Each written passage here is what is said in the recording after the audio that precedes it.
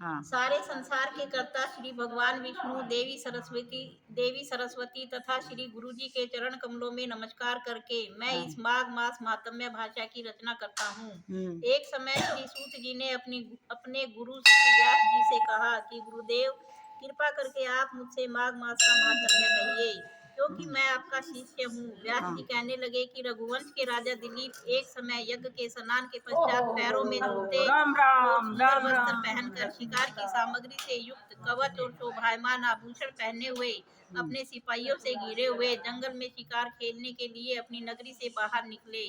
उनके सिपाही जंगल में शिकार के लिए मृग, व्याघ्र, सिंह आदि जंतुओं की तलाश में इधर उधर फिरने लगे। उस वन में वनस्थली अत्यंत शोभा को प्राप्त हो रही थी। वन में कहीं वृक्षों पर मोर नाच रहे थे, कहीं कहीं मृगों के झुंड फिरते थे, कहीं गीदड़ अपना भयंकर शब्द कर रहे थे, कहीं गैंडों का समूह हाथियों के समान फिर रहा था, कहीं वृक्षों के कोटरों में बैठे हुए उल्लू अपना भयानक शब्द कर रहे थे, कहीं सिंहों के पद चिन्हों के साथ घायल मृगों के रक्त से भूमि लाल हो रही थी, कहीं दूध से भरी थनों वाली सुंदर भैंसें फिर रही थी, कहीं पर सुगंधित पुष्प हरी भरी लताएं वन की शोभा को बढ़ा रही थी, कहीं बड़े बड़े पेड़ खड़े थे तो कहीं पर उन पेड़ों पर बड़े बड़े अजगर और उनकी कैचुनियां भी पड़ी हुई थी। उसी समय राजा के सिपाहियों के बाजे की आवाज सुनकर एक मृग वन में से निकलकर भागने लगा और बड़ी बड़ी चौकड़ियां भरता हुआ आगे बढ़ा। राजा ने उसके पीछे अपना घोड़ा दौड़ाया, परंतु मृग पूरी शक्ति से भागने लगा। मृग कांटेदार वृक्षों के एक जंगल में घुसा और राजा ने भी उसके पीछे वन में प्रवेश किया, परंतु दूर जाकर मृग राजा की दृष्टि से ओझल होकर कहीं निकल गया। राजा निर्जन वन में अपने सैनिकों सहित प्यास के मारे अति दुखी हो गया। दोपहर के समय अधिक मार्ग पर चलने से सैनिक थक गए और घोड़े रुक गए।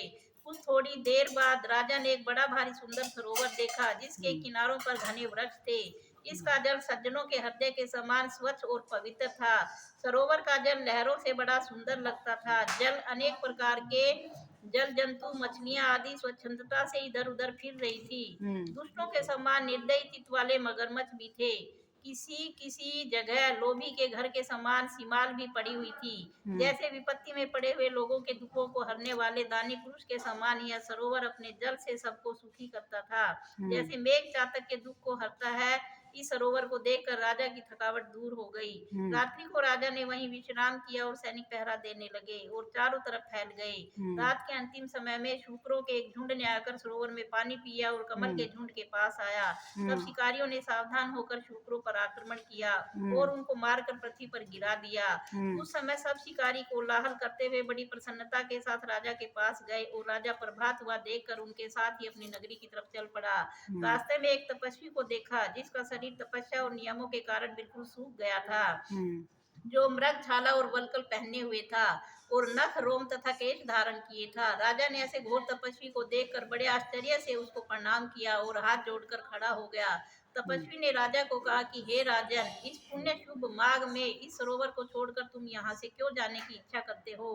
तब राजा कहने लगा कि महात्मन, मैं तो माघ मास में स्नान के फल को कुछ भी नहीं जानता, कृपा करके आप सविस्तार मुझे बताइए। हर हर महादेव। हर हर महादेव, हर पैलो। भंडारी की